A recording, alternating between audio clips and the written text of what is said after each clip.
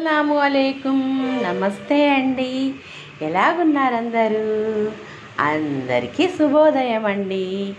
ఈరోజు నేను ఏం చేశానో చూడండి. కిచిడి అండి. వేడి వేడిగా కిచిడి చూడండి ఎంత బాగుందో.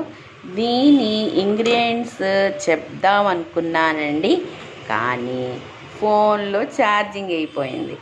చూడండి, కిచిడి, ఎమ్మి ఎమ్మి కిచిడి.